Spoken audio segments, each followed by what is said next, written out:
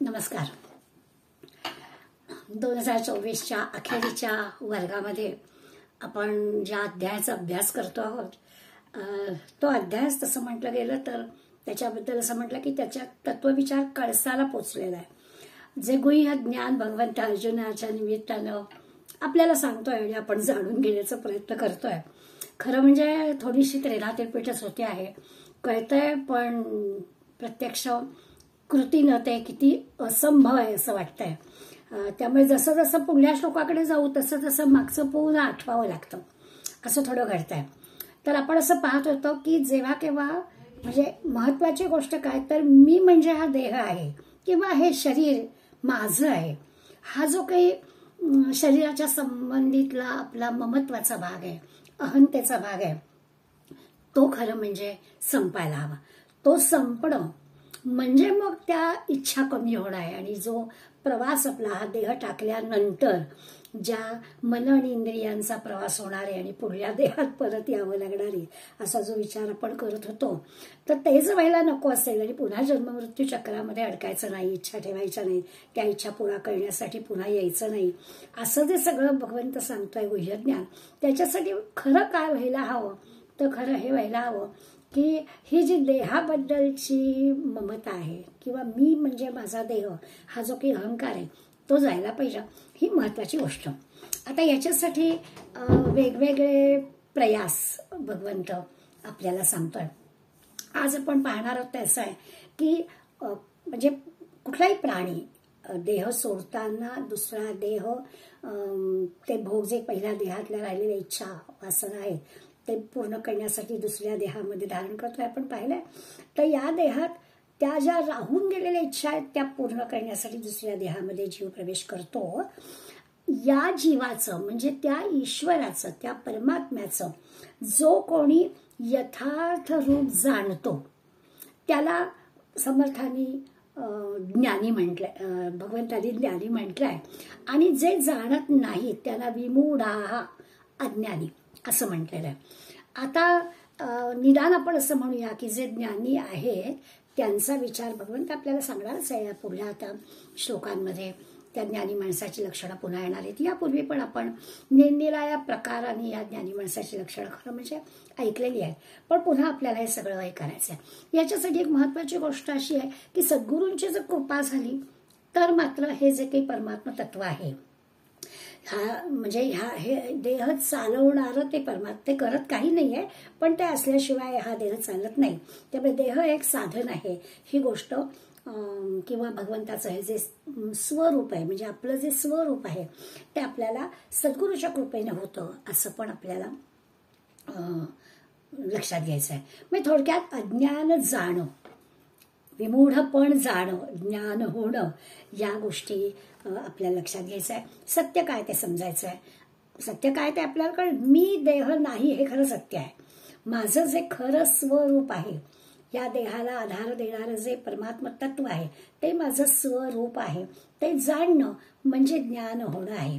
हा भाग आपल्याला लक्षात घ्यायचा आहे. म्हणजे ज्ञान आणि अज्ञान कळलं, आपण स्वतःला शहाणे समजतो म्हणजे हे जे ज्ञान नाही आहे किंवा ज्ञान नाही असं म्हणवत नाही, म्हणजे स्वतःला विमूढ म्हणून घेता येत नाहीये. अशासाठी म्हणून एक अगदी सोप्यात सोपा मार्ग माऊलीने सांगितलं. काय करा तर सद्गुरूंची कृपा झाली तर हे ज्ञान आपल्याला प्राप्त होईल. खरं तर असं आहे, ह्या दृश्य जगामध्ये आपण जे काही अनुभव घेतोय थोडासा आपण आपल्या पातळीवरनं विचार करण्यासाठी एक उदाहरण घेऊया की आपण आपले जे त्रिगुण आहेत ते आपल्याला आता चांगले कळतात, सत्व रज तम असं आपण म्हणतो. आणि हे त्रिगुण आपण आपले मानतो. असंही आपण मानतो की आपण कधी कधी सत्वगुणी, कधी कधी रजगुणी, कधी कधी तमोगुणी असतो. या तिन्ही गुणांचा आपल्याला खरा म्हणजे उपयोग आहे असं सगळं आपण जाणतो. आता प्रश्न असा आहे की एकदा का हे गुण माझे आहेत असं मी मानलं की त्याचे परिणाम त्या जीवात्म्यालाही जाणवतात. म्हणजे सत्वगुण जेव्हा प्रभावी होतो तर मग आपल्या लक्षात येईल की थोडं हे सगळं जे काही ज्ञान आहे ते स्पष्ट होईल. मग जेव्हा जेव्हा आपण प्रसन्नतेचा अनुभव घेतो तेव्हा आपण म्हणू की येस सत्वगुण, आणि तो आता सत्वगुण कायम राहिला तर मग हे सद्गुरु प्राप्ती आणि मग समर्थ भगवंत म्हणतात तसं ज्ञान वगैरे विचार होईल. पण रजोगुणी पण प्रभावी आपला कधी कधी असतो. त्यावेळेला आपली काहीतरी करण्याची सारखी धडपड असते. बरं, ते करताना ते जे काम क्रोध लोभ वगैरे असतात ते पण येतात. तर रजोगुण असताना या सगळ्या गोष्टींचा पण आपल्याला विचार येतोच. तमोगुणाचा तर प्रश्नच नाही. मुळातच आळस आणि झोप अशा पद्धतीनं म्हणजे साध्या साध्या गोष्टीत सुद्धा काही करायची इच्छा नसते, चुका होतात वगैरे वगैरे तमोगुणी. तर हा आपला सत्वरज तमचा अनुभव आहे. कधी कधी आपण असा अनुभव घेतो जेव्हा आपण आता त्याचा अर्थ लावायला असं हरकत नाही की जेव्हा आपण सत्वगुणामध्ये असतो तेव्हा आपल्या असं की आपण जे काही वाचलं आहे त्याचा आपल्याला चटकन विषय समजतो.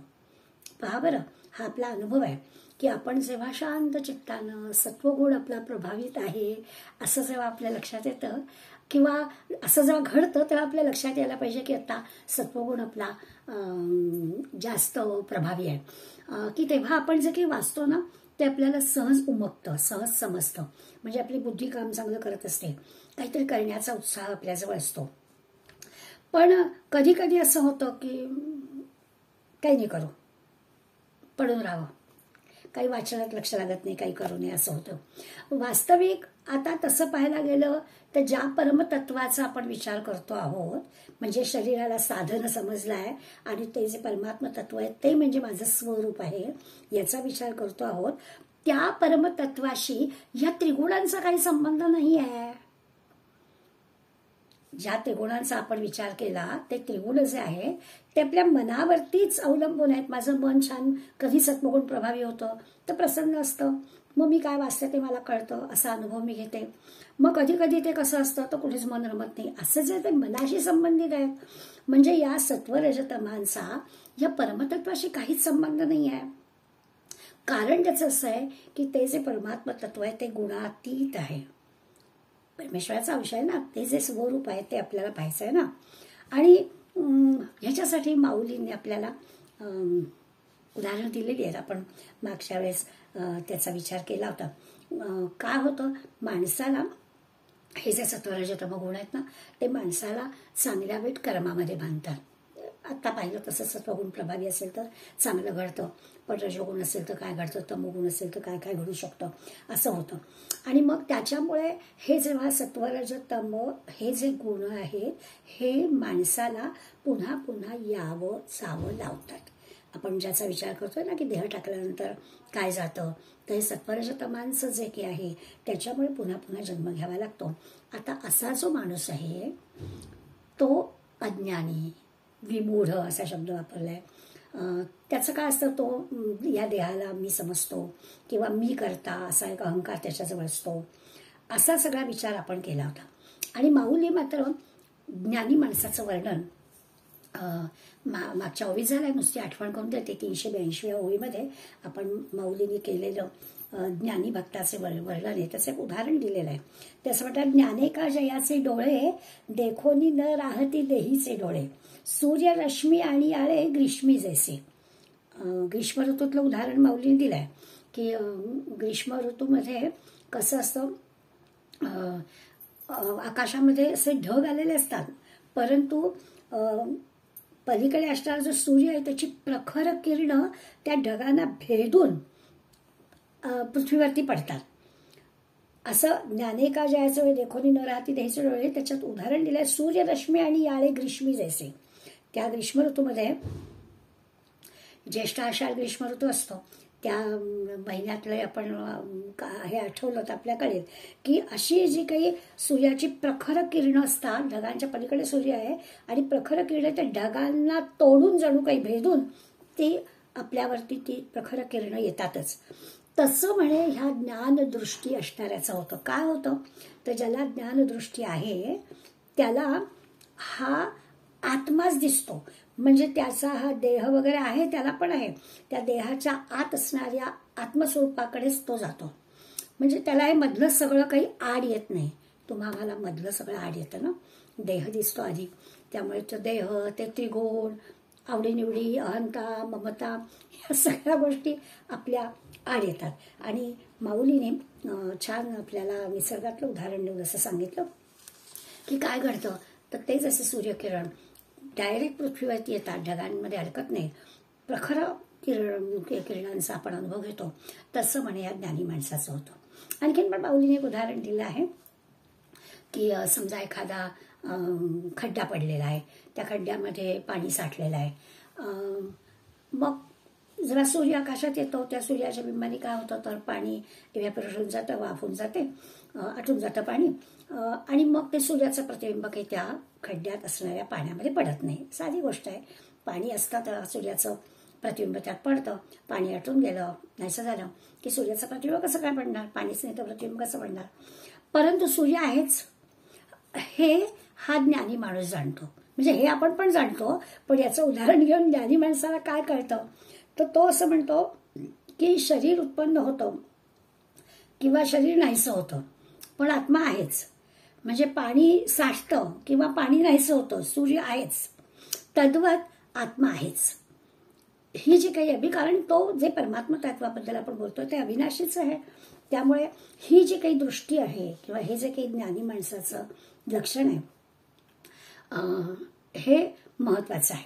आणि याला गीतेतल्या श्लोकामध्ये योगी शब्द वापरलाय.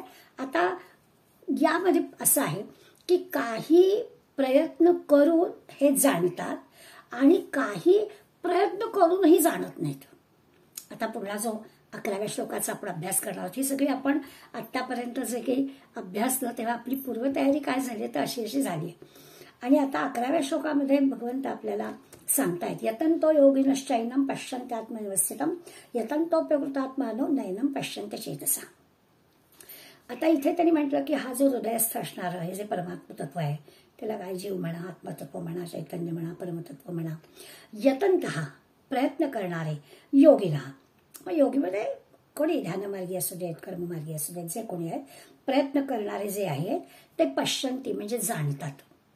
नुसतं पाहतात नाही, जाणतात. आपण हे सगळं नेहमी अनुभवतो की क्रियापदाचा दृश्यपश्य धातू जरी असला तरी नुसतं पाहतात नाही तर ते जाणतात, तत्वतः जाणतात. ही जी मंडळी आहे ही ज्ञानी आहे, ते प्रयत्नपूर्वक हे जाणतात की आपल्या हृदयस्थ असणारं हे परमात्म तत्व जाणतात. पण अकृतात्मानः, पण ज्यांचं अंतःकरण शुद्ध नाहीये, अंतःकरणात असणारं परमात्म तत्व प्रयत्नाने जाणतात, पण अंतःकरण जर शुद्ध नसेल तर अचेतसः अज्ञानी लोक यतंतः अपि प्रयत्न करून सुद्धा एनम न पश्यती आत्मस्वरूपाला जाणत नाहीत. आत्मस्वरूपाला जाणतात आणि आत्मस्वरूपाला जाणत नाहीत, या दोघांमधला फरक फक्त एवढाच आहे की अंतःकरण शुद्ध नाही. ज्यांचं अंतःकरण शुद्ध आहे त्याला परमात्म्याकडे सगळे दिसतच नाही आहे, ते जाणतात. आणि ज्यांचं अंतःकरण शुद्ध नाही ते प्रयत्न करून सुद्धा अज्ञानी आहेत, ते जाणत नाहीत. असा आजच्या श्लोकाचा विचार आपल्याला करायचा आहे. आपण असं करूया, माऊली काय म्हणतात ते आधी ऐकूया आणि माऊलींच्या ओव्यांच्या आधारे आपण हे समजून घेण्याचा प्रयत्न करूया. 390 ते 397 8च ओव्यांमध्ये माऊली हा दोघांच्यातला फरक, आता आपण गीतेच्या श्लोकाच्या दृष्टीनं फरक कळला की अंतःकरण ज्याचं शुद्ध आहे, प्रयत्न दोघंही करतात, पण ज्याचं अंतःकरण शुद्ध आहे त्याला ज्ञान झालंय आणि ज्याचं अंतःकरण शुद्ध नाही त्यांनी प्रयत्न करून सुद्धा त्याला हे आत्मज्ञान होत नाहीये. चैतन्य चढे ना ओहटे, चेष्टवी ना चेष्टे, ऐसे आत्मज्ञाने चोखटे जाणती ते. माऊली 390व्या ओवीत सांगतात की हे जे परमात्म तत्व आहे ते चढे ना बोहटे म्हणजे वाढत नाही, कमी होत नाही. त्या अंतःकरण देहामध्ये ते जे काही चैतन्य आहे, आत्मतत्व आहे, परमतत्व आहे, ते काही वाढणार नाहीये, कमी होणार नाहीये. चेष्टवी ना चेष्टे, ते काही करत नाही किंवा करवूनही घेत नाही.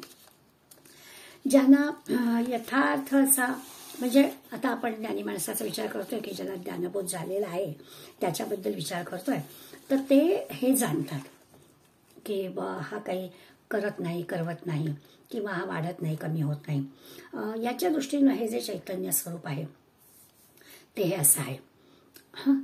आणि ज्ञानही आपैते होईल, प्रज्ञा परमाणूही उगाणा घेईल, सकळ शास्त्रांचे येईल सर्वस्व हाता. आपण असं विचार करूया की हे झालं आत्मज्ञानाबद्दल, की त्यांनी वर्णन करून सांगितलं की ते काहीच नाही होत, करत नाही, करवत नाही, ते वाढत नाही, ते घटत नाही, वगैरे वगैरे. हे यथार्थ ज्ञान ज्याला झालंय तो आपण ज्ञानी म्हणतो. आता ते म्हणतात की इतर ज्ञान म्हणजे व्यावहारिक ज्ञानासंबंधी इतर गोष्टींच्या ज्ञानाची जो गोष्ट आपण घेतली तर आपल्या लक्षात येतं की ते अपैत, म्हणजे ते आपल्याला ज्ञान मिळवणं शक्य असतं. उदाहरण त्यांनी दिलंय की सकल शास्त्रांचे येईल, काय करायला लागेल, प्रज्ञा परमाणूही उगाणा, उगाणा म्हणजे हिशेब, परमाणूंचा सुद्धा हिशेब, म्हणजे असं म्हणूया की पृथ्वीवरती मातीचे कण किती आहेत हे सुद्धा कदाचित मोजता येतील. अगदीच टोकाचं उदाहरण माऊलीने दिलंय, पण याचा अर्थ कुठल्याही प्रकारच्या व्यावहारिक ज्ञानासंबंधी जर आपण ज्ञान घेण्याचं ठरवलं तर ते शक्य आहे असा त्याचा अर्थ. खरोखरच धुळीकण मोजता येतील की नाही वगैरे अशा याच्यात जाईल लोक, पण टोकाचं उदाहरण माऊलीने देऊन आपल्याला सांगितलं की तो हिशोब ठेवायचा म्हटलं तर शक्य आहे. त्यामुळे व्यावहारिक ज्ञानाचा विचार केला तर हे होईल, पण हे जे काही आत्मज्ञान आहे ते आत्मज्ञान प्राप्त होणं कठीण आहे. सर्व शास्त्रांचं सार आहे ते. म्हणून पुढे म्हणतात, परी हे व्युत्पत्ती ऐसी जरी विरक्ती न रिगे मानसी, तरी सर्वात्मका मजसी नव्हेची भेटी. इतका ज्ञानसंपन्न म्हणजे हे व्यावहारिक गोष्टी, इतक्या बारीक सारीक गोष्टी सुद्धा जर का असेल, इतकं ज्ञान जर असेल, सगळ्या शास्त्रांचं शास्त्र असा सगळा जाणकार जर असेल, पण जर वैराग्य नसेल, पर्य व्युत्पत्ती ऐसी जरी विरक्ती न रिगे मानसी, पण माणसाला जर वैराग्य नसेल, विरक्ती नसेल, तर मजसी न भेटी, तर भगवंत म्हणतो माझी भेट नाही होणार. भगवंताची भेटी व्हायला हवी असेल तर विरक्ती हवी. तू नुसती शास्त्र हस्तगत करून सगळ्या शास्त्रांचे म्हणतात तसं आत्मसात केली तरी हे काही होणार नाही. भगवंताचं ज्ञान प्राप्त व्हायला आत्मज्ञानाचीच प्राप्ती लागेल. सगळी दुनियाभरची डिग्र्या घेतल्या तरी त्याचा काही उपयोग होणार नाही असं लक्षात घ्यायचं. पै तोंड भरो का विचारा आणि अंतःकरणी विषयांशी धारा, तरी नातुळे धनुर्धरा अतिशुद्धी मी. आता आणखीन म्हणतात, म्हणजे आधी सांगून झालं की व्यावहारिक क्षेत्रातले सगळ्या जरी तुम्हाला ज्ञान मिळालं तरी त्याचा उपयोग नाही, कारण वैराग्य नाही आहे. आता म्हणतात की सगळी शास्त्र पाठ झाली, तोंड भरो का विचारा, आणि इतकी सगळी शास्त्र मुखोद्गत असूनही अंतःकरण मात्र विषय लालच आहे. वरून कीर्तनातून तमाशा, असं वरती सगळी शास्त्र अवगत आहेत, पाठ आहेत, परंतु आतमध्ये मात्र विषयांची लालच आहे. तर अर्जुना नातुळे ती शुद्धी मी, कालत्रयी माझी प्राप्ती होणार नाही, भगवंत प्राप्त होणार नाही. आत्मज्ञानाची प्राप्ती व्हायला हे अन्य सगळ्या व्यावहारिक ज्ञानाचा किंवा या अशा प्रकारच्या अनेक शास्त्र पठण केल्याचा मुखोद्गताचा काही उपयोग होणार नाही.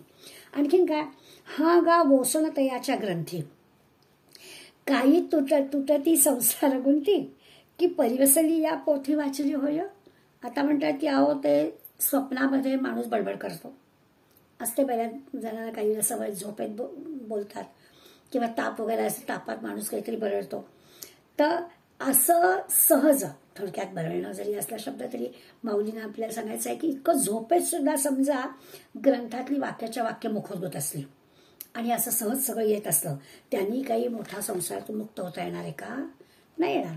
त्यामुळे नुसतं पोथीची पूजा केली आहे, आमच्या घर म्हणजे घरातून अनेक पिढ्या वडिलोपार्जित ग्रंथ आहेत, त्या ग्रंथांबद्दल अगदी फार मोठं, ते जर त्याचा काही उपयोग केला, नुसती पूजा करून त्या ग्रंथात काय आहे ते काही मिळणार नाही आहे, वाचण्याचं श्रेय काही पूजा करून मिळणार नाही आहे असा त्याचा अर्थ.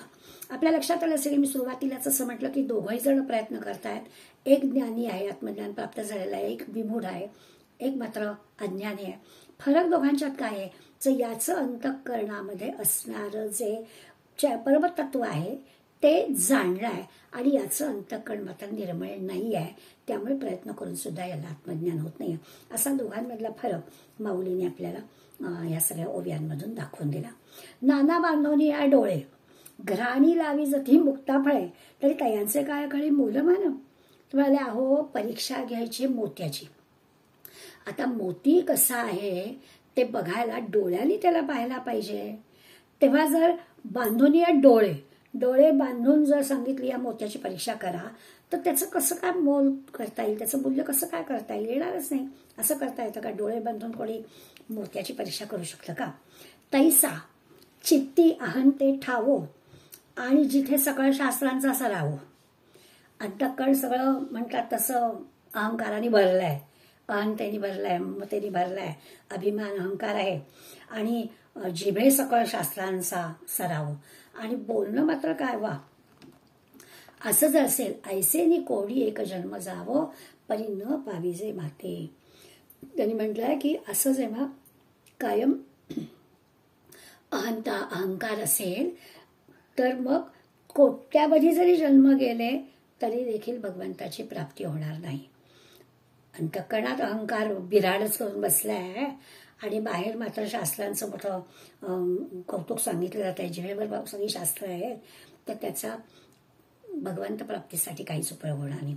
जो एक मी का समजते व्यापको असे भूत जाती ऐकतीये व्याप्ती रूप करू. भगवंत म्हणतात आता 397 ही अखेरची ओवी आहे. खरं ती पुढल्या श्लोकासाठी जास्त उपयोग आहे, पण आपण आता हे सरळ सरळ 2 अर्थ पाहिलेले आहेत की एक ज्ञानी आहे, एक अज्ञानी आहे.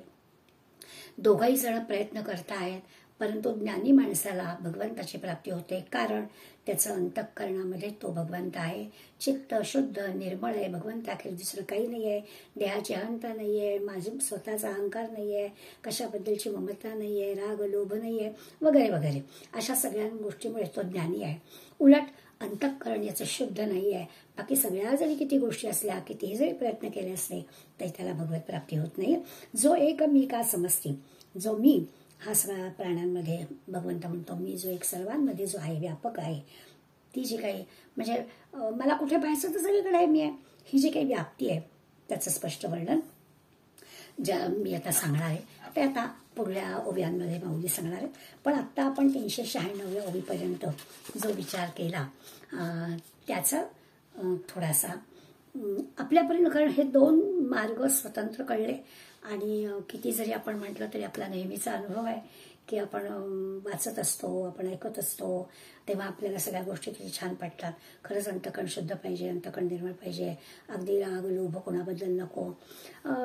पण तरी सुद्धा पुस्तक म्हटलं की मग आपल्या लक्षात येतं की अरे हे किती अवघड आहे. किती जरी देह माझा नाही, मी म्हणजे देह नाही, असं किती वारंवार माऊली आपल्याला भगवंत आपल्याला सांगतायत.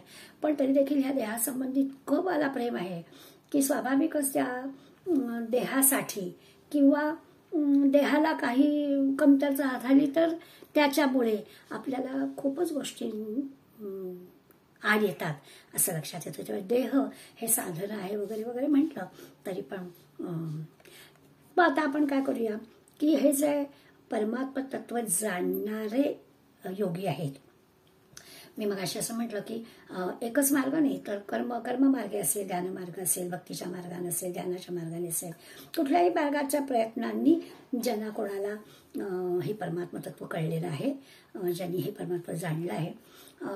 मागच्या श्लोकामध्ये त्यांनी म्हटलं की पश्यन्ति ज्ञानचक्षुषा आणि आता त्याच ह्याला त्यांनी यतंतः योगिना पश्यन्ति असं म्हटलं. म्हणजे मागच्या वेळेला असं जे हे करतात त्यांना त्यांनी म्हटलं की ते ज्ञानचक्षु त्यांना प्राप्त झालेले आहेत. आता म्हटलं की प्रयत्नाने त्यांचे ते ज्ञानचक्षु उघडलेले आहेत असं लक्षात येईल. आता ज्ञानचक्षु उघडले म्हणजे त्यांना ती जी काही दृष्टी प्राप्त झाली, याचा अर्थ काय तर सभोवतालच्या सगळ्या ज्या दृश्य जग आहे, वस्तू आहेत, काय आपली संबंधित सगळी मंडळी, व्यक्ती आहे, प्रसंग आहेत, परिस्थिती आहे, या सगळ्या ज्या गोष्टी आहेत त्या कशाही जरी असल्या तरी सगळ्यामध्ये त्यांना भगवंत दिसतो. आणि त्यामुळे त्या भगवत तत्वाला ते जराही विसरत नाहीत. म्हणजे थोडक्यात अगदी सोप्या भाषेत म्हणायचं झालं तर भगवंताशी सतत अनुसंधान त्यांचं असतं. त्याला आपण असं म्हणूया की पश्यन्ति ज्ञानचक्षुषा किंवा आत्ताच्या श्लोकात म्हटलंय यतंतः योगिनः पश्यन्ति. हे जे असतात योगी, ज्या भगवंताला जाणणारे ज्ञानी आहेत, ते ज्ञानी कसं आहेत तर ते अनुसंधानात आहेत, भगवंताच्या अनुसंधानात आहेत. आपलं शास्त्र असं सांगतं की हे जे ही जी जागा आहे, आज्ञाचक्राची जागा 2 भुवयांमधली, आपण जिथे कुंकू लावतो ती जागा. तर साधना जशी आणि जितकी सूक्ष्म तशी ती आज्ञाचक्रापर्यंत प्रगती होऊ शकते. नेहमी आपल्याला ज्यांची आपल्या ठाण्यासारख्या शहरामध्ये सहयोगचा वर्ग केलेली आणि जवळजवळ सगळीच मंडळी असतात, त्यामुळे त्यांना या सगळ्या चक्रांबद्दलची माहिती असते. तर ही जी आज्ञाचक्रांपर्यंत आहे ती प्रयत्नांनी आपल्याला या आज्ञाचक्रापर्यंत प्रगती करता येते. म्हणजे शास्त्र असं सांगतं की आपण जर आधीच्या सगळ्या चक्रांची पण नुसता उल्लेख तरी करूया. मराठे काकांनी मुद्दामच ह्या चक्राचा उल्लेख करून आपल्याला मुद्दा पटवलाय, मला इथे फार आवडलं. त्यांनी असं म्हटलं की जे विमूढ आहे म्हणजे अज्ञानी जे आहे, हे अज्ञानी व्यक्तींचं काय असतं तर ते व्यक्ती किंवा आता म्हटलं तसं वस्तू, व्यक्ती वा सगळ्या आजूबाजूच्या गोष्टी ह्याच्यामध्येच अडकलेले असतात. तर अशी जी मंडळी आहेत ज्याला विमूढ म्हटलेलं आहे, ही सगळी मंडळी मूलाधार चक्राच्याच ठिकाणी असतात. किंवा आणखी सोप्याच्यात सांगितलं तर जे प्राण्यांच्या आणि आपल्यामधला जो कॉमन भाग आहे आहार, शय्या, भय, मैथुनांच्या एवढाच विचार करणारी जी मंडळी आहेत त्या सगळ्यांचा विचार आपण असा करूया की खरोखरच नरकमय जीवन असंच त्याचं आहे ते सगळ्यात मूलाधार चक्र. त्याच्यानंतर थोडंसं आपण स्वाधिष्ठान चक्राकडे आलं की आपण म्हणतो की असते कुरकुर करणं, मनाजोगतं काही होतच नाही आहे, असंच लागतं तसंच लागतं असं सगळं असतं. ते स्वाधिष्ठान चक्रापर्यंत. आता एक एक एक एक चक्र आपण पुढे जायचं. म्हणजे आहार, या भयमैथुनच्या पलीकडे जायचं की नाही बाबा ह्याच्यापेक्षा काहीतरी आपल्या जो वेगळं आहे. हे तर काय पशु पक्षी प्राणी पण करतात, त्यांना पण खायला लागतं, त्यांना पण घरटं लागतं, त्यांना पण झोप लागते, ते पण प्रजा उत्पादन करतात. त्याच्यापेक्षा आपण काहीतरी वेगळं आहोत. मग आता आपल्या लक्षात असेल की नाही नाही असं अमुकच पाहिजे, तसंच पाहिजे, असंच असलं पाहिजे, मला हेच लागतं, हे कुरबुर असून चालणार नाही. मग अजून आपल्याला पुढे गेलं पाहिजे. मग मणिपूर चक्रापर्यंत जाते. मग तिथे काय असतं मनोराज्य, कल्पना करायची. आणि त्या कल्पना प्रत्यक्ष काहीच नाही, मणिपूर चक्रापर्यंत प्रगती. पण मग आपल्याला त्याच्याही पुढे जायचं आहे. मग त्याच्या पुढे गेलं की मात्र तिथपासून आपल्या प्रगतीला सुरुवात होते.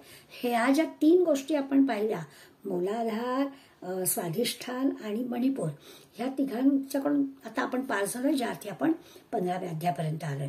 आता प्रश्न असा आहे की हा आता अनाहत चक्र जो आहे त्या अनाहत चक्रांमध्ये खरी साधनेचा जन्म आहे, तिथे साधनेला सुरुवात होते.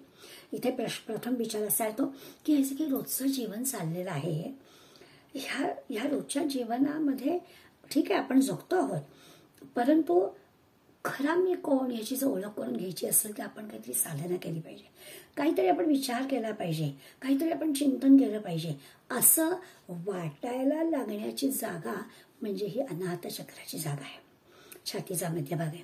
तर आपण पहिले 3 टप्पे पुरे ओलांडून आलेलोच आहोत. आणि अनाहत चक्रांमध्ये ज्याला आध्यात्मिक हृदय असं म्हणतात की इथे खाली साधनेला सुरुवात होते. म्हणजे आता जरी आज आपण हे सगळं वाचत ऐकत असलो तरी सुद्धा आपण असं धरूया की ठीक आहे नवीन वर्ष सुरू झालंय ना, आता आधीच्या 3 विचार करायचा नाही, आता आपण याच्या पलीकडे जायचं. आता आपल्याला जेव्हा केव्हा असं वाटेल की मला हेच लागतं, मला असंच हवंय, तिथून आपण लगेच विचार करायचा नाही, आता आपण ह्याच्या पलीकडे गेलोय. अनाहत चक्राहून पुढल्या प्रगतीकडे आपल्याला आता जायचं आहे. मग पुन्हा काय येतं विशुद्ध चक्र. म्हणजे आता अनाहत चक्रामध्ये ज्या साधनेला ज्या गोष्टीला आपण सुरुवात केली आहे ते आपण योग्य दिशेनं आणखीन पुढे जायचं. मग संत असतील, देव असेल, गुरु असेल, शास्त्रग्रंथ असतील, यांच्या सगळ्या अभ्यासाने यांच्या सगळ्या विचारांवर आपली अशी पक्की निष्ठा बसली पाहिजे. ते मला करायचं आहे. आणि त्यासंबंधी समजा कोणी काही आपल्याला सांगितलं तरी आपलं पुन्हा मन विचलित होणार नाही अशी तयारी आपण या विशुद्ध चक्रामध्ये करायची. त्यामुळे अनाहत चक्र, विशुद्ध चक्र आणि मग मात्र त्या विशुद्ध चक्रावरून मग आपण ज्या आज्ञाचक्राचा विचार केला त्या आज्ञाचक्रापर्यंत आपल्याला जाता येतो. आणि इथे स्वरूपाचं चिंतन होतं. आपल्याकडे योगाच्या याच्या ध्यानाचा अभ्यास घेताना ते सांगतात भ्रूमध्यामध्ये चित्त एकाग्र करा. याच्या ठिकाणी ब्रह्माऐक्य बोध आहे. ब्रह्मात्मैक्य बोध म्हणजे हे जे काही अहम ब्रह्मास्मी किंवा मी ब्रह्म आहे हे जे आहे त्याची जाण इथे होते. आणि इथंपर्यंत आल्यावर पुन्हा घसरण नाही होता कामा. पुन्हा मागं नाही जायचं. आता अनाहत चक्र, विशुद्ध चक्र आणि आज्ञाचक्रापर्यंत आहे. या आज्ञाचक्रातून पुढे सहस्त्रचक्रामध्ये स्थिर होण्याची जी काही प्रक्रिया आहे ती मगाशी म्हटलं तसं प्रयत्नाने नाही करता येत. तिथे आपल्याला गुरुकृपा लागते. पण प्रयत्नाने हा सगळा साधनेचा म्हणजे आज्ञाचक्रापर्यंतचा जो काही प्रवास आहे तो प्रयत्नाने करता येतो. आता आपली जी काही या श्लोकासंबंधीचा किंवा या ओव्यांसंबंधीचा विचार करताना दोन गोष्टी आपण पाहिल्या की दोघंही प्रयत्न करत आहेत. तर हा जो प्रयत्न आहे हा आज्ञाचक्रापर्यंत प्रयत्न होतोय, पण पुढली जी गुरुकृपा लाभायला हवी ते होत नाहीये. आणि यांची मात्र गुरुकृपा लाभल्यामुळे ज्ञानी यांना मात्र तो प्रवास झालेला आहे, त्यांना प्रगती करता येणं शक्य आहे. आणि मग कुठलाही मार्ग, कर्म, ज्ञान, भक्ती असू दे, अगदी अष्टांग योग साधना ती असू दे, कोणी जरी असलं तरी या सगळ्या बाह्य विषयांपासून, या दृश्य जगापासून पूर्णपणानं अलिप्त किंवा निवृत्त करणं हे शक्य होतं. सगळ्या विषयांच्या ज्या वृत्ती मनामध्ये येतात त्याच्यापासून सुद्धा दूर होता येतं. आणि असं एकाग्र करून या परमात्म्याला ओळखता येतं. असतोच तो त्या निश्चलपणानं असं त्याला स्थिर करणं, ह्यालाच योग असं म्हणायचं. किंवा ही जी काही साधना योग चित्तवृत्ती निरोधा किंवा पतंजली योगामध्ये अशाच पद्धतीने सांगितलेलं आहे. असा जो ज्ञानी आहे, असा जो योगी आहे, याचं चित्त कसं असतं तर चित्त स्थिर असतं. अंतःकरणात त्याच्या भगवंत असतो. त्याला माऊली उदाहरण देतात की एखाद्या शांत निवांत जागे ठेवलेली समजा पणती आहे आणि त्याच्यावरती आपण काच पण ठेवली हवा लागू नये म्हणून. तेव्हा कशी ती ज्योत कशी स्थिर असते, त्याच्यासाठीच तर काच ठेवावी लागते की जराही वारा येऊ नये, विजू नये म्हणून आपण काच ठेवतो आणि मग ती ज्योताची शांतपणानं राहते. तसं ह्या योग्याचं अंतःकरण स्थिर असतं. प्रयत्नाने ही स्थिरता त्याला प्राप्त करून घ्यायची असते. याच्यासाठी थोडी ना म्हणजे त्यांनी शब्द वापरला की हे मन स्थिर करण्यासाठी धैर्ययुक्त बुद्धी लागते. बुद्धी तर लागतेच, पण हिंमत दाखवावी लागते. म्हणजे मग दुसरे कुठले अन्य विचारच मनामध्ये येत नाही. त्याच्यासाठी असं हिंमत दाखवावी लागते. कारण येतं तिथून घसरण होऊ नये याच्यासाठी फार प्रयत्न करावे लागतात. तिथून आपल्याला एव्हरेस्ट शिखरच गाठायचं तर परत मागं यायचंच नाही आहे. याच्यासाठी आपल्याला तिथे खूप हिंमत दाखवावी लागते. आणि असे प्रयत्न करणारे थोडेच असतात. ते पण भगवंतांनी आपल्याला सांगितलेलं आहे की आधी प्रयत्न करणारे थोडे आणि मग प्रयत्न करून सुद्धा यश मिळणारे. म्हणजे आत्ताच्या श्लोकात म्हटलंय तसं की प्रयत्न करतायत पण तरी देखील यश मिळत नाही, कारण त्या पुढला जो भाग आहे तिथपर्यंत पोहोचत नाही. हे जे ज्ञानी आहेत, भगवत परायण आहेत, ते मात्र स्वरूपापर्यंत जाणतात. मग आपल्याला असं ठरवलं पाहिजे, प्रयत्न योग्य दिशेने होत आहेत ना, भगवत कृपेची साधना होते ना, भगवत प्राप्ती होते ना. जे जे प्रयत्न करणार आहेत ते सगळे प्रयत्न कसे आहेत तर शास्त्रसंमत आहेत का, धर्मसंमत आहेत का, खरंच अनुकरण संतांच्या गुरूंच्या अनुकरणाने होत म्हणजे सांगतायत त्याप्रमाणे अनुकरण होत आहे ना, शुद्ध साचा, शुद्ध विचार, सगळं असं निर्मळ पवित्र असं होत आहे ना, आपलं मन तसं आहे ना, असं सारखं सारखं तपासावं लागतं. तरच तो विवेक आणि वैराग्य वाढेल, तरच तो कामक्रोध लोभमोह वगैरे ते कमी होतील, नाहीतर नाही होणार. आणि हे असं होणं म्हणजेच गुरुकृपा होणं आहे. आणि म्हणून त्याच्यासाठी जो मार्ग आपला असेल त्या मार्गाने आपल्याला हे सगळं प्राप्त होईल. आता आपला विचार असतो की आता हे सगळं म्हटलं तर प्रॅक्टिकल ज्ञान आम्हाला कळलं, आम्ही कशी सुरुवात करायची. तर आपण सुरुवात करताना इथून सोप्या सोप्या मार्गाने सुरुवात करायची.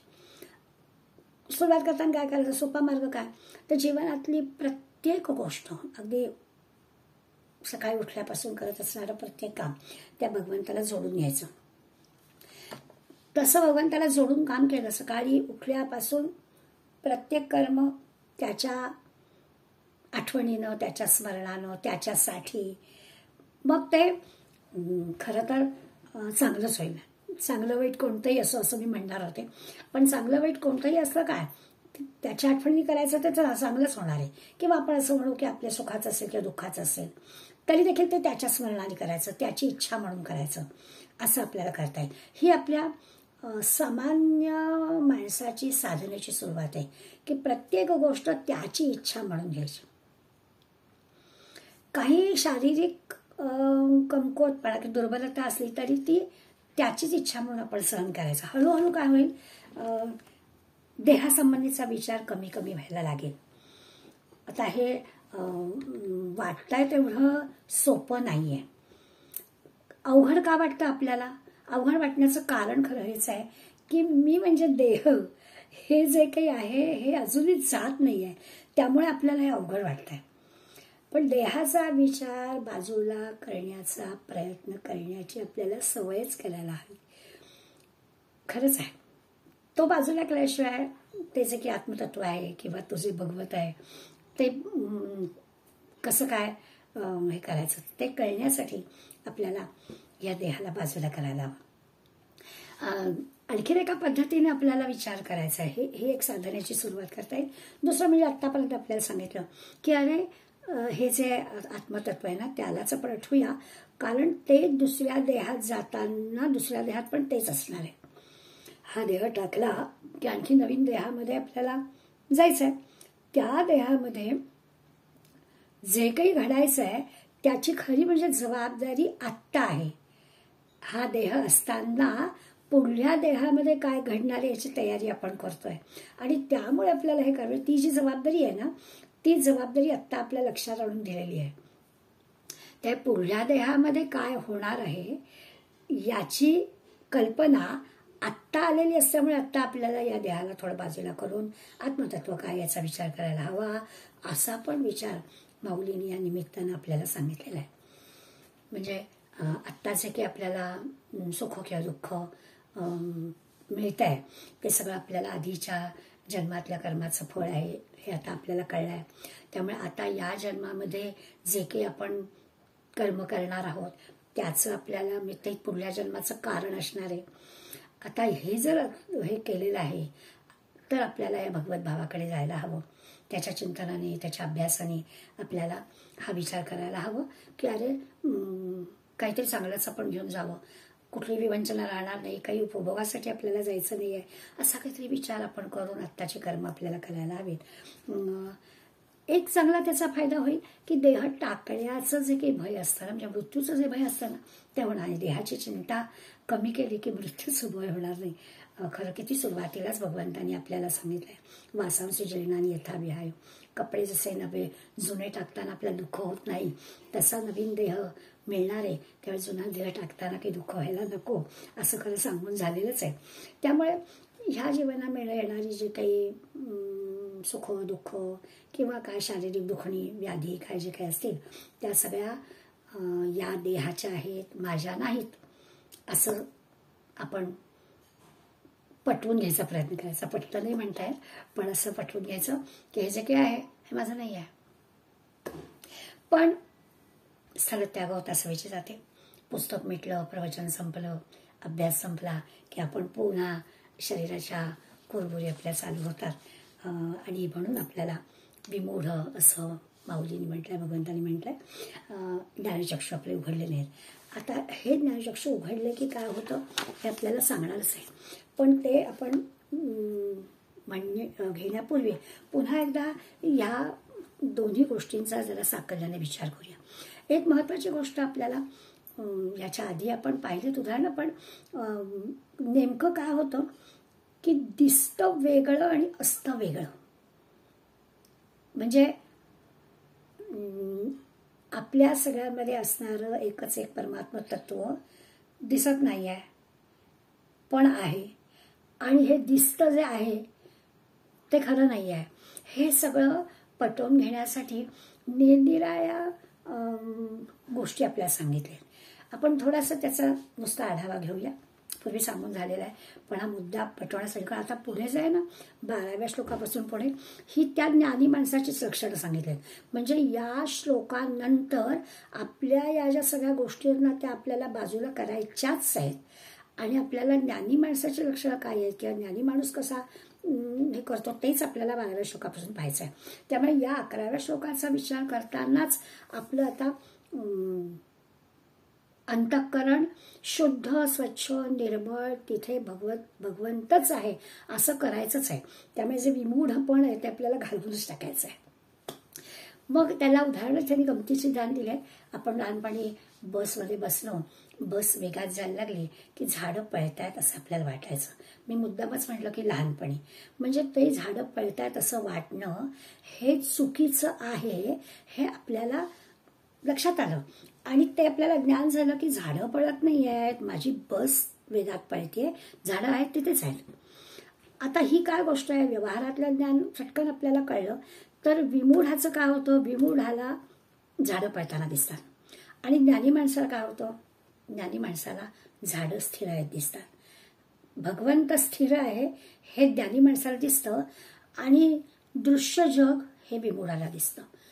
दिसतच नाही, स्थिर भगवंत दिसतच नाही. दुसरं त्यांनी म्हटलं की सूर्य पूर्वेला उगवला, मग मध्यान्ही आला, मग मावळला, असं तो फिरतोय. सकाळ होते, उगवतो, मध्यान्ही येतो, मावळतो. आम्ही तिथेच आहोत. हे कोणाचं आहे, विमूढ. आणि जो ज्ञानी आहे तो काय म्हणतो की पृथ्वी स्वतःभोवती फिरते आणि सूर्याभोवती पण फिरते, सूर्य स्थिर आहे, भगवंत स्थिर आहे, तो आहेच आहे हे ज्ञानी माणसाला कळतं. अज्ञानी जो आहे तो म्हणतो सूर्य फिरतोय, उगवतोय, मध्यान्ही येतोय, मावळतोय. किती आता ही उदाहरणं अशी आहेत की ह्या उदाहरणांमधलं जे ज्ञानी पण आहे हे आपल्याला लगेच कळलं. दूरदर्शनवरचा जे आपल्याकडला जो काही सेट आहे, त्याचा जो काही स्क्रीन आहे, त्याचा विचार केला तर माणूस 6 फूट माणूस त्याच्यात कसा मावेल. पण आपल्याला दिसतो की व्यवस्थितच दिसतो. त्याच्यात काही असं दिसत नाही की तो असा एका इंचामध्येच त्याचं रूप दिसतंय असं नाही दिसत आपल्याला. आपल्याला बरोबर सगळं दिसतं. त्या टीव्हीच्या पडद्यावरची जी माणसं आहेत ती त्यांच्या नेहमीच्या उंचीची 5.5 फूट 6 फूट काय असेल तशी दिसतात. याचा अर्थ काय, ही सगळी उदाहरणं आपल्याला आपण का घ्यायची, तर आपल्याला असं लक्षात येतं दिसतं वेगळं असतं वेगळं. आता हे जे ज्ञान आहे ना ते पण तसंच आहे. जे काही दिसतं आहे ते वेगळं आहे आणि जे दिसत नाही आहे ते वेगळं आहे. हा जो ज्ञानचक्षुषः, ज्ञानाचा चक्षु ज्याला आहे तो बरोबर हे कळतो. ते हत्ती अंगावर आल्याची गोष्ट सांगतात ना, सगळीकडे ईश्वर भरलेला आहे. सगळीकडे जर ईश्वर भरलेला आहे तर समोर पिसाळलेला हत्ती आलाय तर आपल्याला बाजूला व्हायलाच हवं, असं म्हणून नाही चालणार की त्या हत्तीत पण ईश्वर आहे. मग शहाणा माणूस काय विचार करेल, एकदा असं झालं आणि मग पिसाळलेल्या हत्तीने काय करणार, ते सोंगल्यात घेतलं, उडवून लावलं. आणि मग मात्र तो जिकडे तिकडे लागलेला जखमी झालेला आपल्या गुरुंना म्हणाला, तुम्ही तर सांगितलं की ईश्वर सगळीकडे आहे. मग त्या हत्तीतला ईश्वर मी बघितला, मग तू हत्तीतला ईश्वर बघितला पण हत्तीने तुझ्यातला ईश्वर नाही पाहिला, त्याने सोंडेने उडवून लावलं. तो माहूतही वरनं सांगत होता बाजूला वा बाजूला वा. तेव्हा अशा व्यवहारामध्ये आपल्याला या सगळ्या गोष्टी समजून घ्याव्याच लागतात. अगदी बरोबर आहे. याचा अर्थच असा आहे की ज्ञानचक्षु उघडलेले आहेत, त्यांना मी किंवा हा देह आणि भगवंत यातला फरक कळलाय. तिथे त्याचा अहंकार नाही, ममता नाही आणि त्यामुळे ईश्वर बरोबर त्याला कळलाय. त्यांच्यामध्ये असं म्हणूया आपण की फरक नाही आहे. सर्वांचे देह, सगळ्या वस्तू, सगळ्या जे काही आहे त्या सगळ्यामध्ये ईश्वर तत्व भरलेला आहे. म्हणजे देहभाव सोडला नाही आहे, देह कळतो आहे, पण दुखणं झालं तरी ते शरीराचं आहे, मी वेगळा आहे. मान अपमान झाला तरी तो त्या देहाचा आहे, माझा नाही आहे. रंग रूप जे काही आहे ते शरीराचं आहे, सौंदर्य जे काही आहे ते शरीराचं आहे, माझं नाही आहे. जात पात गण गोत जे काही आहे ते सगळं शरीराचं आहे हे तो जाणतो. हा जो भेद आहे, हा जो फरक आहे तो त्याला बरोबर कळलेला आहे. ज्ञानी माणसाबद्दल आपलं चाललंय. आणि आपण जे म्हणतो की तो तुमच्या आमच्यासारखाच याच दृश्य जगामध्ये राहतोय आणि मग त्याच्याजवळ हा फरक नाहीये, म्हणजे नेमकं काय आहे, तर त्याचा अर्थ हा आहे की त्याला सगळ्यामधला ईश्वर कळला, म्हणजे तो तुमच्या आमच्यासारखाच वावरतोय. मग काय कळलं नाही, तर त्याच्या या सगळ्या गोष्टी ज्या आहेत त्या शरीराच्या म्हणून ज्या आहेत त्या वेगळ्या आणि या वेगळ्या असं त्याला करतात. याचाच अर्थ असा आहे की त्याला त्याने ते परमात्म तत्व जाणलंय, त्याच्याबद्दलचं जे प्रेम आहे आणि दृश्य जग, दृश्य वस्तू, दृश्य व्यक्ती किंवा आपला देह वगैरे या सगळ्याबद्दल त्याला एक वैराग्य प्राप्त झालेलं आहे. त्याला ज्ञानी म्हणायचं. अंतर्यामी असणारा जो परमेश्वर आहे, प्रयत्न करणारा हा जो माणूस साधक आहे, ज्ञानी आहे, त्यांनी त्याला जाणलेलं आहे. तशी मग ती निष्ठा हवी, साधना हवी. आपण मग अशी चक्रांचं उदाहरण तेवढ्यासाठी घेतलं आणि त्याच्यात असं पाहिलं की ज्याचे ज्ञानचक्षु म्हणजे आता ज्ञानी म्हणूया, या ज्ञानी काय तर जग तसं दृश्य जग त्या आपलं जसं आहे तसंच त्याचं आहे, फक्त त्याची दृष्टी मात्र बदललेली आहे. आता असा त्याचा अर्थ. मग आता तो प्रयत्न करणारा म्हणजे ज्ञानी जो आहे, ज्याच्याजवळ हे ज्ञानचक्षु आहेत, ज्यांनी या परमात्म्याला ओळखलेलं आहे, पाहिलेलं आहे, जिथे जातो तिथे तू माझा संगाती, चालविसी हाती धरून या, असा अनुभव त्याला येतो. म्हणजे आता आपण कुठल्याही संतांच्या चरित्राशी जर जोडून पाहिलं तर आपल्याला असं कळेल की तेही या सगळ्या जगामध्ये वावरत होते. मग त्यांचं असणं आणि ह्या बाकीच्या अन्य सगळ्यांचं असणं यामधला फरक काय, तर त्यांची दृष्टी बदललेली असते. असं आहे की आपण ना दृष्टी बदलण्यासाठी जसं आपण म्हटलं की कसं दिसायला पाहिजे. जसा केदारनाथ बद्रीनाथला आपण गेलो आणि तिथे गेल्यानंतर काय गर्दी, केवढी थंडी, केवढी सगळीकडे कचरा, असा जर विचार केला तर त्या दर्शनाचा आनंद आपल्याला घेता येत नाही. पण आता दृष्टी बदलली. मग दृष्टी बदलायला काय म्हणायचं, अरे ह्या केदारनाथ बद्रीनाथला किती किती संत येऊन गेले, कितीतरी संत महंतांची म्हणतात तसे पायधूळ आपल्याला आता मिळणारे बघायला, अनुभवायला. किती संत महंतांनी इथे येऊन या भूमीवरती साधना केली. असं दृष्टी बदलून जर आपण या ठिकाणी पाहिलं, आता आपण पाहतोय की एवढं 12 वर्षांनी आपल्याकडे हे चाललेलं आहे, अमावस्येपासून सुरुवात झाली आणि त्या गंगेमध्ये स्नान करण्यासाठी अनेक. आता हे जे काही चाललेलं आहे ते ती बघण्याची दृष्टी आपली बदलली पाहिजे की अरे हे कशासाठी आहे. ते जर आपण केलं तर ते शुद्ध अंतःकरणाचा विचार होईल. मग तशी दृश्य तेच, पण दृष्टी बदलली तर ते अंतःकरण शुद्ध असण्याची खूण आहे. आपली दृष्टी बदलली पाहिजे. अगदी रागरोगाचा विचार केला तर पण आपल्याला कळेल की या सगळ्या इच्छा वासनांचा विचार केला तर त्या असणारच आहेत. मग त्या इच्छा वासना काय असल्या पाहिजे.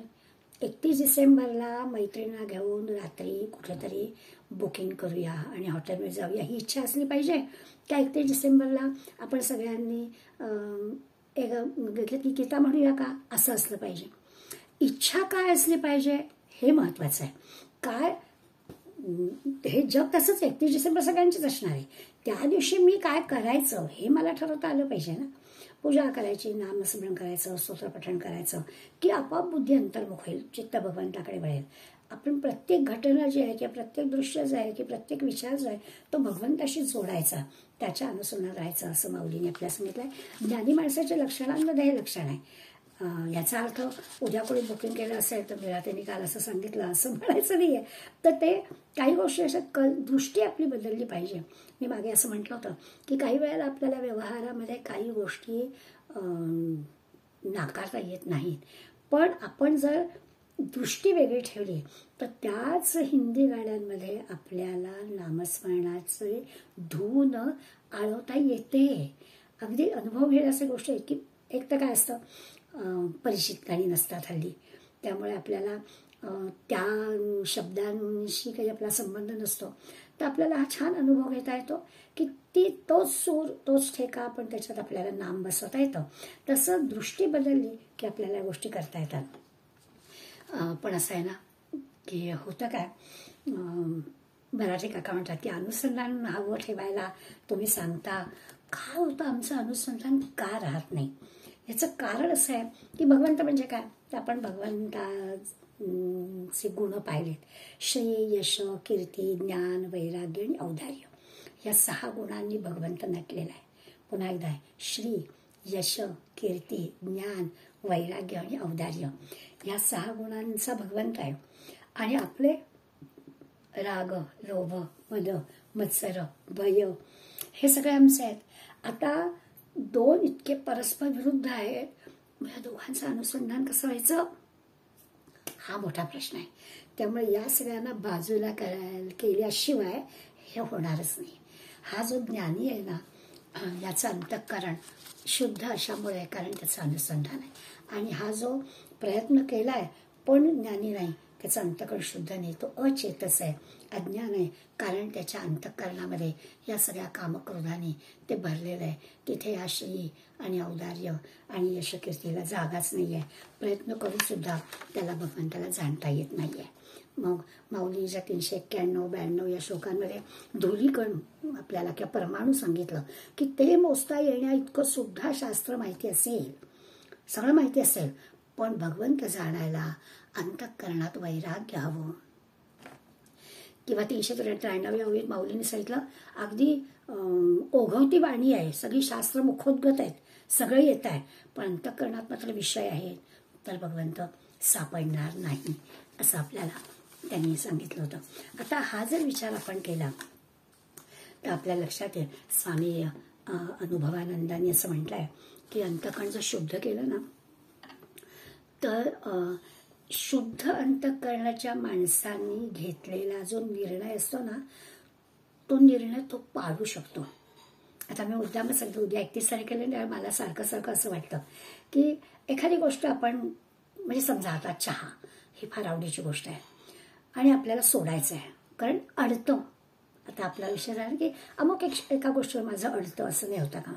मग माझा आवडणारी गोष्ट आहे, मला ती सोडायची, तर ती असं दुसऱ्या कोणी सांगून वगैरे होणार नाही. आपल्या अंतःकरणाने ठरवलं ना तर नक्की जमतं. कारण असं आहे की त्या वस्तूमुळे माझं अडतं आहे किंवा त्या वस्तूचं जे महात्म्य आहे ना, तेच मुळे आपल्या मनातून कमी होऊन जातं. तसं आहे की आपली जी सुखदुःख आहेत, त्या सुखदुःखांना भगवंतापेक्षा आपण जास्त महत्व देतो. आणि हेच आपलं अज्ञान आहे. आपल्या व्यक्तिगत जीवनामध्ये सुद्धा असं होतं की आपण मीला फार महत्व देतो. साध्या साध्या गोष्टी असतात, वाढदिवस आहे, पुन्हा पुन्हा त्या व्हॉट्सॲपवरती ग्रुपमध्ये बघायचं की आमकी मला वाढदिवसाच्या शुभेच्छा दिल्याच नाही. कशासाठी पाहायला लागतं? हे जे काही आहे ना, ते मीचं जे महत्व अजूनही जात नाही, ते आपलं अज्ञान आहे. आणि त्याच्यामुळे अकृत, अचेतस, विमूढ असे जे शब्द आपल्यासाठी वापरले ते त्यामुळे. पण एकदा का ते अंतःकरण निर्मळ, शुद्ध, पवित्र झालं, यात गुंतलेलं नाही असं झालं की मग तो जो काही प्रयत्न करणारा आहे तो या ज्ञानींच्या कॅटेगरीत जातो, त्याला भगवंत कळतो. त्याचं जे स्वरूप आहे ते माऊली आपल्याला पुढल्या ओव्यात सांगणार आहेत. यदादित्यगतं तेजो जगद्भासयतेऽखिलम् यच्चंद्रमसि यच्छग्नो तत्तेजो विद्धिमामकम्. 6व्या श्लोकात पण एकदा सांगून झालेलं आहे की या चंद्राला वगैरे सगळ्याला सूर्य तेज देतो, असं आपण म्हणतो की सूर्य स्वयंप्रकाशी आणि बाकी हे परप्रकाशित म्हणजे सूर्याकडून ते घेतात, असं आपल्याला विज्ञान सांगतं. पण या सूर्याला तेज कोण देतो? तर तो भगवंत देतो, परमात्मा तत्व देतं.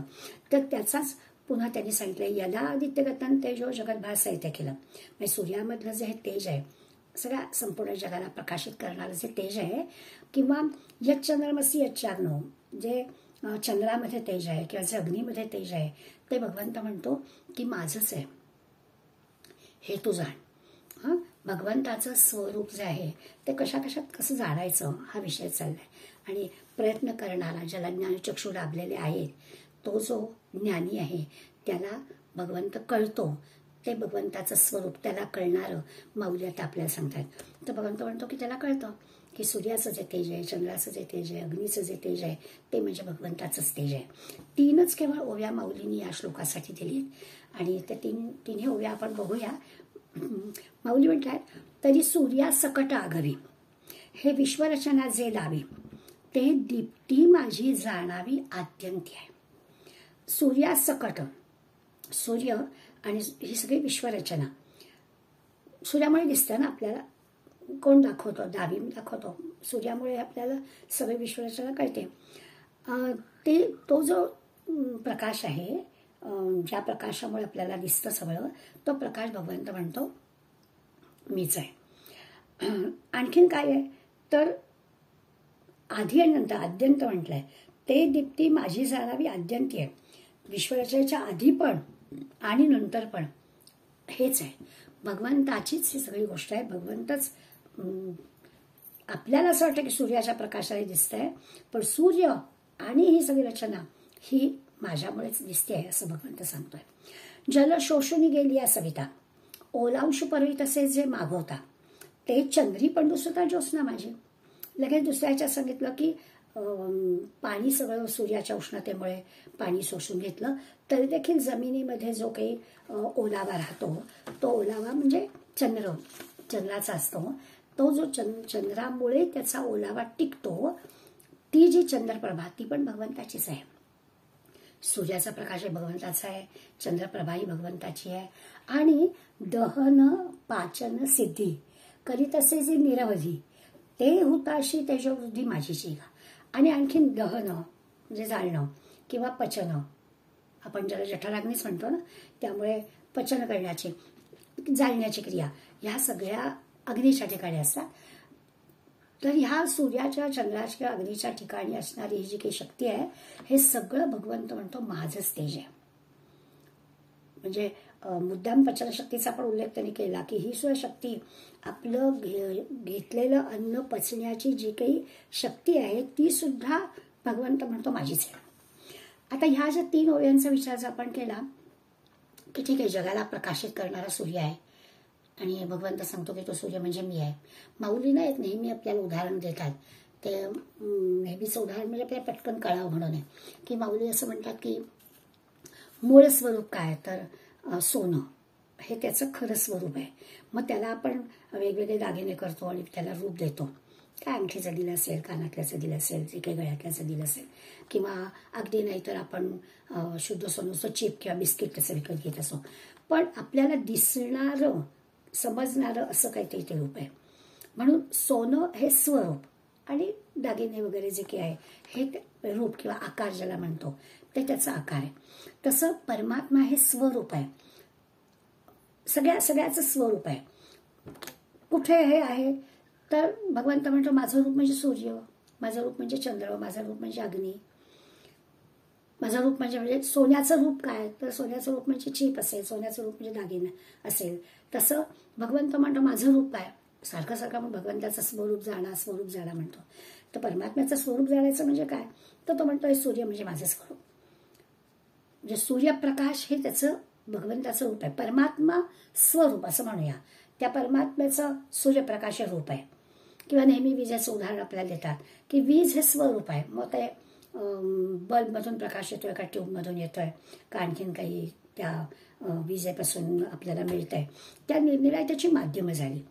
त्यामुळे रूप जे आहे ते जे त्याचं आपल्याला कदाचित मोजमाप करता येईल. असं आहे ना की आपण याचा विचार केला की सूर्य, समजा आता सूर्याचा विचार करताना प्रत्येक गोष्टीला 3 रूपं असतात. तर आपण फक्त सूर्याचा विचार अधिभौतिक परीक्षण म्हणून केला. समजा आपण मानतो सूर्याला ईश्वर म्हणून, ते ठीक आहे. पण समजा ईश्वर न मानता आपण म्हटलं की ही जी काही जड असा हा पदार्थाचा गोळा आहे असं समजून तो उष्णता देतोय, प्रकाश देतोय, त्याला काही वजन आहे, त्याच्यात त्याला काहीतरी पृथ्वीपासून अंतर आहे, काही आकर्षण आहे, म्हणजे निर्णय त्याच्या ज्या गुणधर्माच्या गोष्टी आहेत त्याचं परीक्षण आपल्याला करता येईल. पण असं जे काही परीक्षण आहे त्याला अधिभौतिक परीक्षण म्हणू. पण आपण ह्या विश्वाचं चक्र चालवणारी शक्ती म्हणजे हा देव आहे. म्हणजे रूपाचं वर्णन आपल्याला करता येईल, रूपाचा आकार किंवा रूपाचं गुण सांगता येतील. त्याचं जे स्वरूप आहे म्हणजे भगवंत आहे, या भगवंताचं कसं सांगणार, त्याचं आपल्याला मोजमाप करता येणार नाही. ईश्वर सगळीकडे आहे, त्या सगळ्यांना आपल्याला वेगळी नावं देता येतील, आकार देता येईल, त्याचे गुणधर्म सांगता येतील. पण ईश्वर मात्र तो एकच आहे. स्वरूपासंबंधी काही सांगता येत नाही, त्या स्वरूपाचं मोजमाप करता येत नाही. त्याला रंग नाही, त्याला रूप नाही, त्याच्याबद्दलचं वर्णन करता येत नाही. सूर्य हे परमात्म्याचं रूप आहे, त्याचं मोजमाप करता येतं, त्याचं आपल्याला वर्णन करून सांगता येतं. स्वरूप असणारा जो परमात्मा आहे त्याला आपल्याला दाखवता येत नाही. मग आपण रोज सूर्याचा सकाळी नमस्कार करू किंवा काय त्याला अर्घ्य देऊ, गायत्री मंत्र म्हणू, हे सगळं आपण करू. पण तरी स्वरूप जे आहे तो परमात्मा कसा कळावा, त्या परमात्म्याचं हे रूप म्हणून त्याचं आपण हे करू, मूळ नाही. तसं आपण विचार केला की आपला स्वभाव, मनुष्य स्वभाव आहे की आपल्या जीवाला या सगळ्या प्रकृतीतल्या सगळ्या गोष्टीचं आकर्षण वाटतं, स्वाभाविक आहे. किती गोष्टी असतात, स्थावर जंगम असतील, इस्टेट असेल, काय सोनं नाणं असेल, मुलं बाळं, घरदार, नित्य नव्या वस्तू, किती किती गोष्टी आकर्षणाच्या असतात. या सगळ्याचं आकर्षण आपल्याला असतं. या सगळ्याच्या मागे भगवंत आहे. पण या सगळ्याच्या मागे असणाऱ्या भगवंताचं आपल्याला महत्व वाटत नाही. या सगळ्या वस्तू आपल्याला दिसतात. सुरुवात झाली ना आपली ती अशी झाली की ते जे ग्रीष्म ऋतूतली ती जी किरणं आहेत ती थेट जमिनीवर पोचतात, अडकत नाहीत कुठे. ज्ञानी माणसाचं जे काही त्याला भगवत रूप कळलेलं आहे ते त्याच्या अंतर्यामी आहे. त्याला असं वाटत देह वगैरे लागतच नाही. पण आपलं तसं होत नाही. जीवाला जेव्हा या सगळ्या गोष्टींमध्ये भगवंत आहे असं जेव्हा कळेल, मग वस्तू व्यक्ती दिसतील, त्या दिसणार तसं नाही, पण त्यात भगवंत आहे असं जर आपण लक्षात घेतलं, त्याचा प्रभाव जर आपल्याला वाटला, तर मग या सगळ्या आकर्षित करणाऱ्या गोष्टींच्या पलीकडे असणारा भगवंत आपल्याला कळला असं होईल. भगवंत त्या की माझ्या तेजामुळे हे सगळं प्रकाशित होतं. हे तुम्हाला दिसतंय, पण ते माझ्याच तेजामुळे प्रकाशित झालंय म्हणून दिसतंय. सगळ्या वस्तूंना प्रकाशित करणारं जे तेज, म्हणजे आता सूर्य, चंद्र, अग्नीचं उदाहरण घेतलंय, ते तेज म्हणजेच भगवंत असं सांगितलंय. म्हणजे कसं आहे की चैतन्य, ऊर्जा ही दिसत नाही, भगवंताची दिसत नाही, पण सूर्याचा प्रकाश, सूर्याची उष्णता हे दिसतं. चंद्राची शीतलता, चंद्राचा थंडावा देणारा किंवा अग्नीमधलं तेज, अग्नीमधली उष्णता, हे सगळं हे सगळं म्हणजेच भगवंत आहे असा त्याचा अर्थ. अगदी आता रोजच्या ह्याच्यातलं उदाहरण आपण करतो प्रत्यक्ष, फक्त आपली दृष्टी तशी नसते म्हणून आपल्या करणे. संध्याकाळ झाली की आपण देवांशी दिवा लावतो, काय समई लावतो, निरांजन लावतो, पणती लावतो, म्हणतो सगळं दीपज्योती नमस्ते वगैरे. आता तो नमस्कार काही त्या निरांजनाला, पणतीला, समईला किंवा ज्योतीला नसतो. त्यामागे जे ईश्वरी तेज आहे त्याला तो नमस्कार असतो. आपण देवांशी दिवा लावायला नमस्कार करतो, तसं आहे जगामध्ये ईश्वर सर्वत्र भरून राहिलेलं आहे, ते आपल्याला जाणायला सांगितलेलं आहे. आणि आता 12व्या श्लोकामध्ये हे आपल्याला त्यांनी दाखवून दिलं, सूर्य, चंद्र आणि अग्नीच्या निमित्तानं. आणखीन सुद्धा भगवंत कसा कसा जाणायचा ते पुढल्या श्लोकामध्ये सांगणार आहेत. आज आपण लक्षात असं घ्यायचं की आपण एकदम आज्ञाचक्रात पर्यंत आलोच आहोत. आता पुन्हा मागं जायचं नाही, ही एक गोष्ट लक्षात घ्यायची. आणि दुसरी, ही जी काही देहासंबंधीची अहता ममता ती बाजूला करून थेट परमात्मा तत्व आपल्या हृदयामध्ये आहे, याच्यासाठी आता पक्की ज्ञानी आणि अज्ञानी माणसांमधला जो फरक आहे तो आपल्याला कळला आहे. त्यामुळे ते ज्ञानचक्षू आपले जागे करून त्या प्रत्येक गोष्टीमुळे सूर्य, चंद्र, अग्नीच्या मागे सुद्धा भगवंत, तो तुमच्या आमच्या दृश्य जगातल्या सगळ्या गोष्टींमध्ये भगवंत, अशा प्रकारचा विचार ज्ञानी माणसाजवळ असतो. त्यामुळे आता आपण अज्ञानी माणसाच्या अंतःकरणापर्यंत हे जातच नाही, त्या विमुडाला आपण बाजूला करून टाकलाय आणि इथपर्यंत प्रगती आपण चालली आहे असं म्हणायला हरकत नाही. आपण पुढल्या याच्यामध्ये आणखीन ज्ञानी माणसाची जी लक्षणं, म्हणजे भगवंताचं स्वरूप सांगण्याची जी लक्षणं आहेत ती पुढल्या वेळेस बघूया. धन्यवाद.